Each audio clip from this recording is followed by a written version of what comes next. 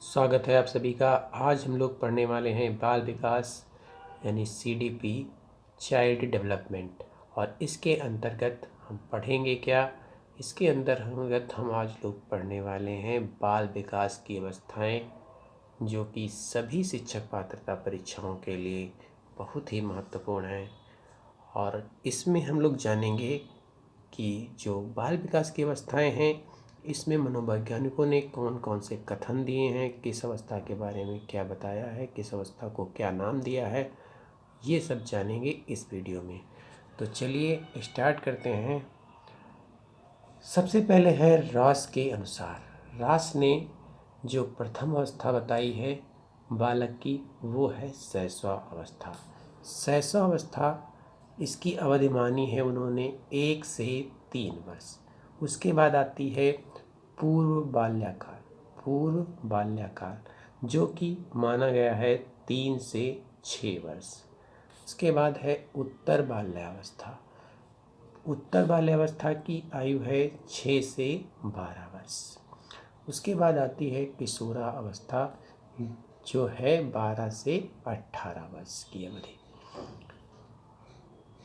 इसके बाद आता है सेल के अनुसार। सेल ने क्या बताया है? सेल ने जो प्रथम अवस्था बताई है उसका उन्होंने नाम दिया है शिशुकाल। क्या नाम दिया है?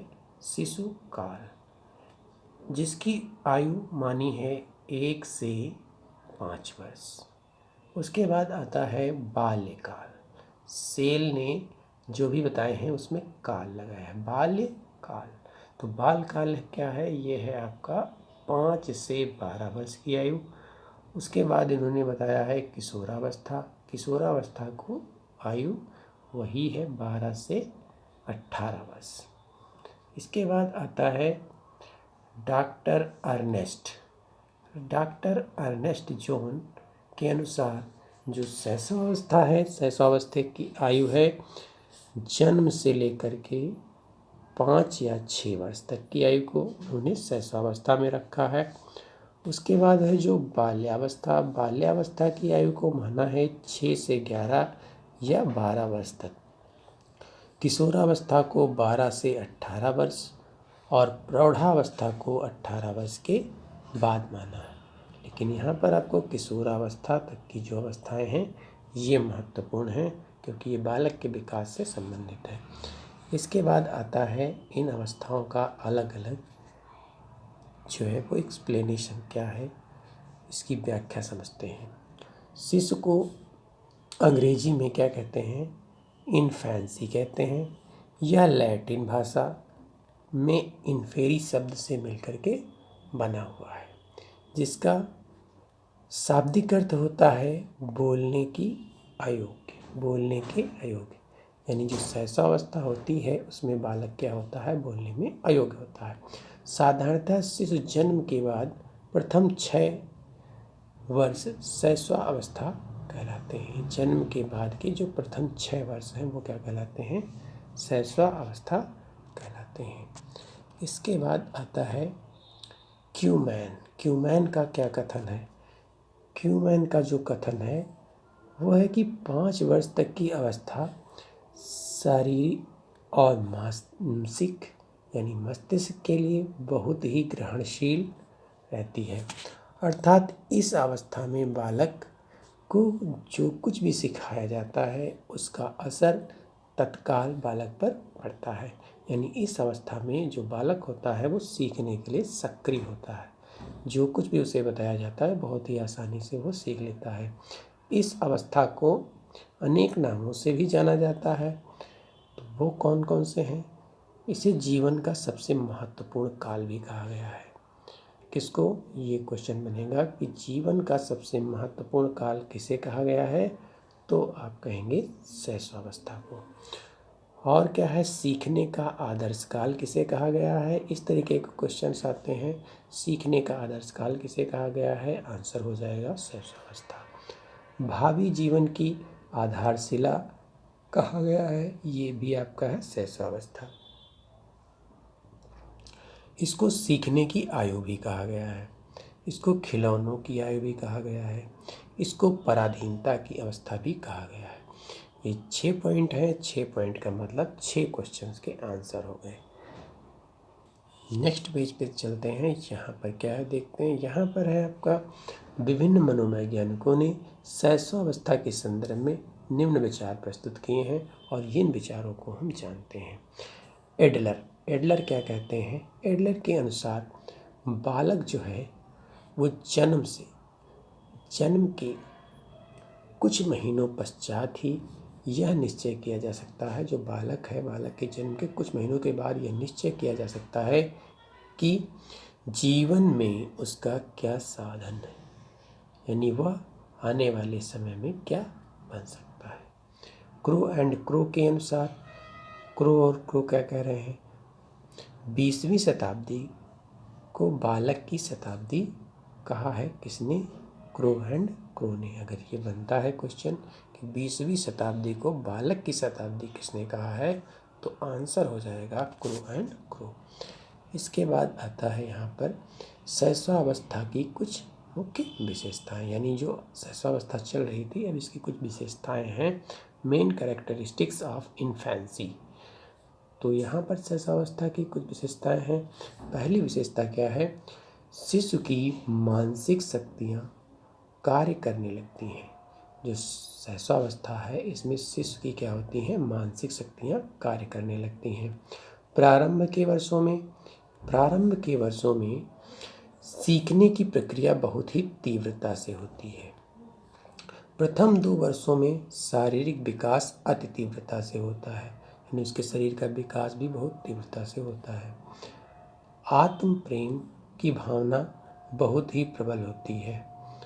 और क्या है? जन्म के बाद शिशु असहाय होता है। जन्म के बाद शिशु क्या होता है? असहाय होता है। शिशु सत्य व असत्य में अंतर नहीं कर पाता है। शिशु की अधिकांश व्यवहार उसकी मूल प्रवृत्तियाँ होती हैं, यानी जो भी व्यवहार वो करता है अपनी मूल प्रवृत्तियों के द्वारा दर्शाता है, वो उसको स्पष्ट कह नहीं पाता है। इसके बाद आता है शैशवावस्था की विकासात्मक विशेषताएं। तो शैशवावस्था की विकासात्मक अवस्थाएं या विशेषताएं क्या हैं? तो विकासात्मक विशेषताएं हैं कि वह क्या होता है? उसका मानसिक विकास में तीव्रता होती है, शारीरिक विकास में भी तीव्रता होती है, सीखने की प्रक्रिया में भी तीव्रता होती है और पर निर्भरता रहती है, यानी जो शैशवावस्था है उसमें बच्चा दूसरे पर निर्भर रहता है। स्वप्रेम की भावना व काम प्रवृत्ति होती है। दोहराने की प्रवृत्ति होती है, वो कुछ सुन लेगा तो उसको दोहराएगा। जिज्ञासा की प्रवृत्ति होती है, वो हर बात में क्वेश्चन पुटअप करेगा कि ये कैसे होता है, जानने का प्रयास करेगा। इसके बाद आता है बाल्यावस्था, चाइल्डहुड। तो चाइल्डहुड क्या है? बालक के विकास की अवस्थाओं में शैशवावस्था के बाद जो अवस्था आती है उसे हम कहते हैं बाल्यावस्था। तो बाल्यावस्था का आरंभ होता है शैशवावस्था के बाद में। इसे जीवन का अनोखा काल कहा गया है। इस पॉइंट को ध्यान रखना है कि जीवन का अनोखा काल किसे कहा गया है, तो आंसर हो जाएगा बाल्यावस्था। बाल्यावस्था की जो आयु है वो है 6 से लेकर के 12 वर्ष तक। 6 वर्ष से लेकर के 12 वर्ष की आयु को क्या कहते हैं? बाल्यावस्था कहते हैं। ब्लेयर जोन्स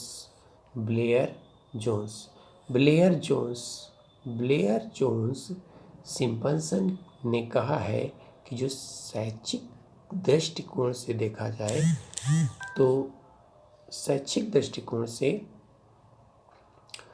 जाए तो जीवन चक्र में बाल्यावस्था से अधिक महत्वपूर्ण और कोई भी अवस्था नहीं है। यानी सबसे महत्वपूर्ण अवस्था अगर देखी जाए तो शैक्षिक दृष्टि से तो वो कौन सी अवस्था है? बाल्यावस्था। ये सबसे अधिक महत्वपूर्ण है और इससे महत्वपूर्ण कोई अवस्था नहीं है। किसके अनुसार? ये है आपकी जॉन सिम्पसन के अनुसार। जो अध्यापक इस अवस्था में बालक को शिक्षा देता है उन्हें बालक की आधारभूत आवश्यकताएं एवं उनकी समस्याओं की और उनकी परिस्थितियों का पूर्ण जानकारी होनी चाहिए कि वो किन चीज़ों में उसको समस्या होती है, उसकी क्या मूलभूत आवश्यकताएं हैं और उसकी परिस्थितियों की पूर्ण जानकारी होनी चाहिए। अब है यहाँ पर बाल्यावस्था। बाल्यावस्था को अनेक नामों से जाना जाता है, तो ये भी यहाँ पर क्वेश्चन ही है आपके, जिनका आंसर यहाँ पे है कि बाल्यावस्था के नाम। जैसे वहाँ पे क्वेश्चन बनेगा, टोली की अवस्था किसे कहते हैं, तो टोली की अवस्था या समूह की अवस्था बोली जाए तो आंसर होगा बाल्यावस्था। मूर्त चिंतनात्मक अवस्था बोली जाएगी तो भी आंसर होगा बाल्यावस्था। खेल की आयु कही जाए फिर भी आंसर आपका है बाल्यावस्था। सामाजिकरण का काल कहा जाए तो भी आंसर होगा बाल्यावस्था। कोल व ब्रूस बाल्यावस्था को क्या कहते हैं? बाल्यावस्था जीवन का अनोखा काल है। ये क्वेश्चन भी कई बार पूछा गया है कि बाल्यावस्था जीवन का अनोखा काल। बाल्यावस्था को जीवन का अनोखा काल किसने कहा है? तो कोल और ब्रूस ने कहा है। किलपैट्रिक क्या कहते हैं बाल्यावस्था के बारे में? किलपैट्रिक ने बताया है कि जो बाल्यावस्था है, बाल्यावस्था को प्रतिद्वंदता की अवस्था कहा है। किसने? किलपैट्रिक ने। जे.एस. रॉस कहते हैं कि बाल्यावस्था को मिथ्या परिपक्वता की अवस्था भी कहा गया है। रॉस ने कहा है क्या? बाल्यावस्था को मिथ्या परिपक्वता की अवस्था कहा है। इसके अलावा है यहाँ पर बाल्यावस्था की विशेषताएं क्या क्या हैं, यानी characteristics of childhood stage. Childhood stage की क्या विशेषताएं हैं, इनको जानते हैं। तो यानी बाल्यावस्था में शारीरिक व मानसिक विकास की क्या होती है? स्थिरता हो जाती है, जबकि शैशवावस्था में शारीरिक व मानसिक विकास जो है बहुत तेज़ी से होता है। लेकिन जब बाल्यावस्था में बालक पहुंचता है तो यहाँ पर उसकी जो मानसिक विकास की और शारीरिक विकास में है थोड़ी स्थिरता हो जाती है। जिज्ञासा की प्रवृत्ति में प्रबलता, जिज्ञासा उसमें भी थी शैशवावस्था में भी और यहाँ पर भी है, लेकिन यहाँ पर जो उसकी जिज्ञासा की प्रवृत्ति है वो प्रबल हो जाती है। इसकी जो रचनात्मक प्रवृत्ति है उसका भी विकास होता है। और क्या है? संग्रह की प्रवृत्ति, वो वस्तुओं का संग्रह करने लगता है। ये क्वेश्चन बन जाता है कि बालक वस्तुओं का संग्रह कर रहा है या खिलौनों को इकट्ठा कर रहा है, वो वस्तुओं को इकट्ठा करके रख रहा है, तो वो किस अवस्था में होगा? तो उसका आंसर आपको बताना है कि वो बाल्यावस्था में होगा। यथार्थवादी दृष्टिकोण भी आ जाता है उसके अंतर्गत। नकारात्मक प्रवृत्तियां भी जन्म लेने लगती हैं। संवेगों पर नियंत्रण करने लगता है। समलैंगिक समूहों की प्रवृत्ति होती है और नेतृत्व की कामना भी उसमें आने लगती है। प्रशंसा पाने की प्रवृत्ति रहती है, यानी वो चाहता है कि उसकी कोई प्रशंसा करे। चोरी करना, झूठ बोलना की प्रवृत्ति भी उसमें आ जाती है और खेलों में भी रुचि लेने लगता है। कब? ये सारी विशेषताएं किसकी हैं? बाल्यावस्था में। ये विशेषताएं अगर आती हैं तो आपका आंसर पूछा जाए कि इसमें से ये विशेषता किस अवस्था में आती है, तो उसका आंसर हो जाएगा बाल्यावस्था। अगला है यहाँ पर बाल्यावस्था की विकासात्मक विशेषताएं। विकासात्मक विशेषताएं कौन सी हैं? यानी बाल्यावस्था में विकास की गति में कुछ धीमापन होता है, जबकि अभी पढ़ा था जो शैशवावस्था है उसमें विकास तेजी से होता है, वो शारीरिक हो या मानसिक। विकास में स्थिरता रहती है। और क्या है? बालकों की चंचलता भी कम होने लगती है।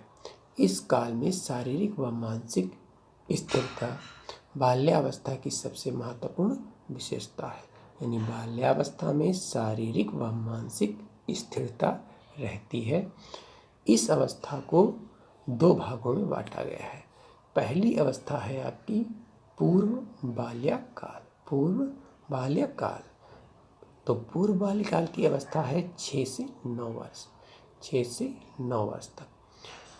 दूसरा है उत्तर बाल्यावस्था। उत्तर बाल्यावस्था, तो उत्तर बाल्यावस्था या उत्तर बाल्यकाल की अवस्था, तो यहाँ पर ये क्या है, 9 से लेकर के 12 वर्ष तक की आयु क्या होती है, उत्तर बाल्यकाल या उत्तर बाल्यावस्था के नाम से जानी जाती है। इसके अलावा बाल्यावस्था की कुछ विकासात्मक विशेषताएं कौन सी हैं? इसमें आत्मनिर्भरता की भावना आने लगती है, जबकि वो वहाँ पर क्या होता था, आत्मनिर्भर नहीं था, वो दूसरे पे निर्भर कर रहा था शैशवावस्था में। और बाल्यावस्था में वो आत्मनिर्भरता की भावना उसके अंदर आ जाती है। प्रतिस्पर्धा की भावना, प्रतिस्पर्धा भी आने लगती है। यथार्थवादी दृष्टिकोण आ जाता है और अनुकरण की प्रवृत्ति का विकास होता है। यानी देखता है कुछ, उसका अनुकरण करता है, उसके अंदर किसी को देख करके कार्य करते हुए वो भी अपना उसी तरीके का कार्य करना लगता है। तो ये अनुकरण की प्रवृत्ति होती है। संवेगों का दमन करने लगता है। संवेग उसके अंदर जो भी हैं उनका वो दमन कर सकता है। बाल्यावस्था में शिक्षा का स्वरूप शारीरिक विकास पर ध्यान, भाषा विकास पर बल और मानसिक योग्यताओं में वृद्धि। और क्या होगा, अच्छी बुरी आदतों में अंतर भी वो करने लगता है। नैतिक गुणों का भी उसमें विकास होने लगता है। अगर पूछा जाए नैतिक गुणों में विकास किस अवस्था में होता है, तो ये है बाल्यावस्था में होने लगता है।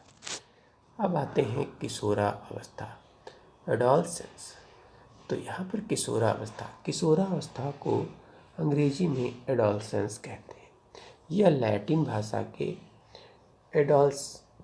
एडोल्सर से बना है, जिसका तात्पर्य होता है परिपक्वता की ओर बढ़ना।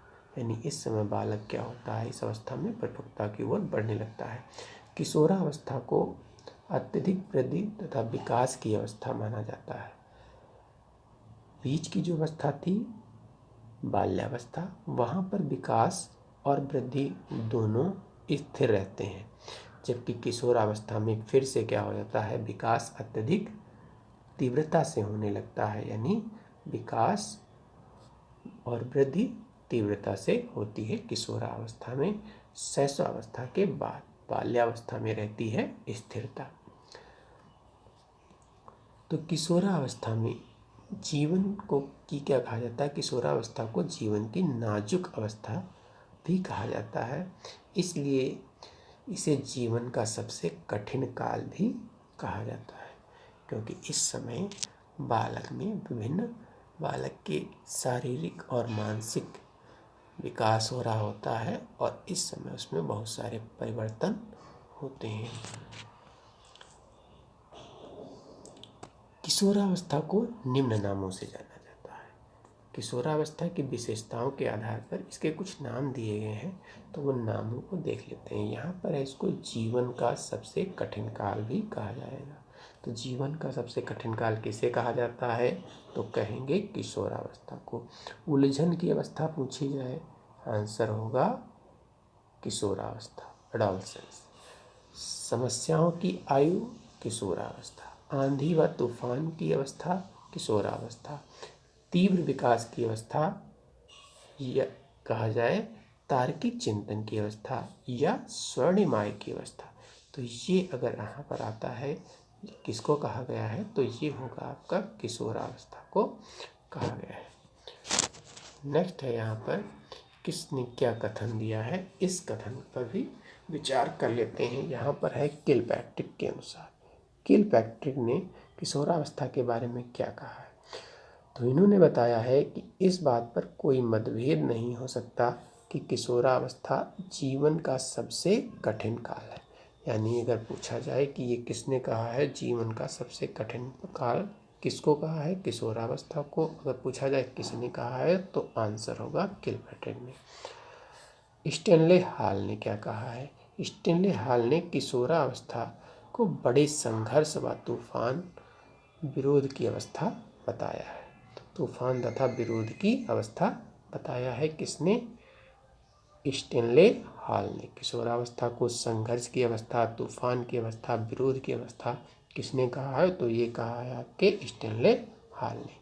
अब बात करते हैं कुल्लन। कुल्लन के अनुसार क्या है? किशोरावस्था बाल्यावस्था तथा प्रौढ़ावस्था के मध्य का क्या है? सांक्रांतिक काल है। कुल्लन ने किशोरावस्था को बाल्यकाल तथा प्रौढ़ाकाल के मध्य का क्या कहा है? सांक्रांतिक काल कहा है। अब यहाँ पर किशोरावस्था की कुछ विशेषताएं, कैरेक्टरिस्टिक्स ऑफ एडोलसेंस। तो किशोरावस्था की कुछ विशेषताएं कौन सी हैं?